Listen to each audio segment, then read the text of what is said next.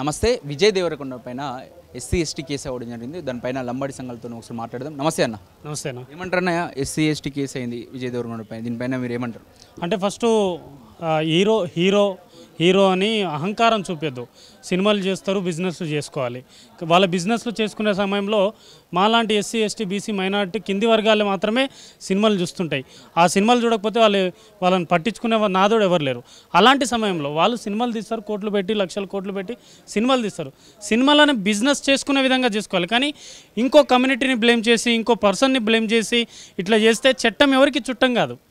చట్టం తన పని తను చేసుకుంటుంది. కాబట్టి నిన్న విజయ్ దేవరకొండ గారికి రాయదుర్గం పోలీస్ స్టేషన్లో వారి పేరు మీద గిరిజన సంఘాల జాయింట్ యాక్షన్ కమిటీ ఆధ్వర్యంలో అన్ని పోలీస్ స్టేషన్లో, తెలంగాణ రాష్ట్ర వ్యాప్తంగా అన్ని పోలీస్ స్టేషన్లో ఫిర్యాదు చేశాం.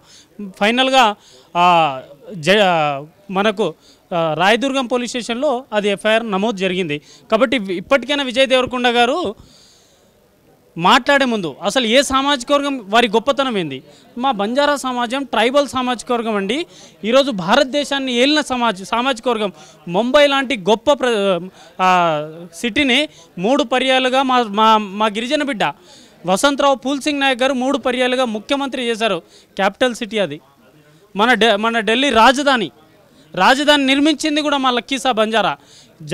బిర్సా ముండా గారి లాంటి గ్రేట్ వారియర్స్ మా కమ్యూనిటీలో ఉన్నారు. అలాంటి కమ్యూనిటీని పాకిస్తాన్ టెర్రరిస్ట్తో పోల్చి మా మనోభావాలు దెబ్బతీసినందుకు విజయ్ దేవరకొండనే కాదు, ఇంకెవరైనా, ఇంకా ఏ హీరో అయినా, ఏ రియల్ హీరో, వీళ్ళంతా రియల్ హీరో కాదు. మీరు హీరోలను ప్రచారం మనం చేద్దాం. అసలు హీరోలు కింద స్థాయిలో Birsa Munda real hero, Sevalal Maharaj real hero, Lakhi Shah Banjara real hero, ఇలాంటి పెద్ద వారియర్స్ ఉన్నారండి, వాళ్ళు రియల్ హీరో. ఈ రియల్ హీరోలు ఎవరైనా, అది ఎంత పెద్ద హీరో అయినా, ఏ సామాజిక వర్గం గురించైనా చిన్న చూపు చేసి మాట్లాడితే ఇదే పనిష్మెంట్ ఉంటుంది. భవిష్యత్తులో కూడా రేపు మేమంతరం ఈరోజు మీటింగ్ కూడా ఏర్పాటు చేసుకోబోతున్నాం. విజయ్ దేవరకొండ రాబోయే సినిమాను కూడా సోషల్లీ బాయ్కాట్ చేసే విధంగా మేమంతా ప్లాన్ చేసుకుంటున్నాం. చట్టం తన పని తను చేస్తుంది. చట్టం ఎవరికి చుట్టం కాదు. పరిపాటిగా మారిపోయింది నోరు జారడం అనేది. దీన్ని ఎలా చూడొచ్చు అంటే వీళ్ళకి ఏముంటుంది అంటే ఒక బిజినెస్ స్టంట్. అంటే ఇప్పుడు విజయ్ దేవరకొండ ఒక కమ్యూనిటీని బ్లేమ్ చేసిండు కదా. బ్లేమ్ చేసినప్పుడు ఈ కమ్యూనిటీ అంతా ఆయన మీద రివర్స్ అవుతుంది. ఇదంతా ఒక సోషల్లీ ఒక ప్రచారం కావాలి. వీళ్ళంతా ఏం చేస్తారంటే చిన్న ఇన్స్టాగ్రామ్ ఇన్ఫ్లుయెన్సర్స్తోని, సోషల్ మీడియా ఇన్ఫ్లుయెన్సర్తోని ప్రచారం చేసుకునే పరిస్థితికి వీళ్ళు దిగొచ్చారు. అప్పటి హీరోలు ఎంత గొప్ప వాళ్ళండి, ఇప్పుడు హీరోలు వీళ్ళంతా డ్రామాలు చేసి వీళ్ళు పెట్టిన డబ్బులు తీసుకోవడానికి మమ్మల్ని బ్లేమ్ చేస్తున్నారు. ఈయన ఒక్కడే కాదు, చాలామంది కంటిన్యూగా అవుతుంది. నేను అంటున్నా, తెలంగాణ గవర్నమెంట్ కూడా రిక్వెస్ట్ చేస్తున్నా, రేవంత్ రెడ్డి గారికి కూడా రిక్వెస్ట్ చేసిన, అల్లు అర్జున్ గారికి ఒక న్యాయం చేసి విజయ్ దేవరకొండ గారికి ఇంకో న్యాయం చేస్తే సభ్య సమాజం ఒప్పుకోదు. కాబట్టి అల్లు అర్జున్కి ఏ విధమైనటువంటి పనిష్మెంట్ జరిగిందో అదే విధమైనటువంటి పనిష్మెంట్ మన విజయ్ దేవరకొండ గారిపై కూడా అదే విధంగా పనిష్మెంట్ జరగాల్సి ఉంటుంది.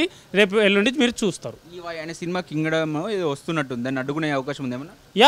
బ్రహ్మాండంగా అడ్డుకుంటాం, బాయ్కాట్ చేస్తాం, సోషల్లీ బాయ్కాట్ చేస్తాం. అందరూ మా ట్రైబల్ సామాజిక తండాలలో గూడాలలో చూసేదంతా మేమే అండి. 10 రూపాయలు లైన్లలో కట్టి ఆ లైన్లలో తొక్కిసరటాలలో చనిపోయేది కూడా మేమే. అందుకే మేము ఆల్రెడీ అనౌన్స్ చేసాం. ఇప్పుడు దీన్ని ఇంకా గట్టిగా ఖండిస్తున్నాము. ఈయనని సోషల్లీ బాయ్కాట్ చేస్తాం. వెంటనే మీడియా ముఖంగా వచ్చి, ఈయన ఏదో ట్విట్టర్లో ఏదో మెసేజ్లు పెడితే ఎవరికి అర్థం కాదండి, ట్రైబ్స్కి ఎవరికి అర్థం కాదు. అందుకే ఏ లక్షల మంది ముందైతే మాట్లాడినావో అదే లక్షల మంది ముందొచ్చి, ఇదే ఏ మీడియా ముందైతే ముందు మాట్లాడినావో, మమ్మల్ని అవమానపరిచినావో అదే మీడియాని పిలిపించుకొని క్షమాపణ చెప్పు. ఇక కేసు ఉన్నది, చట్టం తన పని తను చేస్తుంది. Thank you.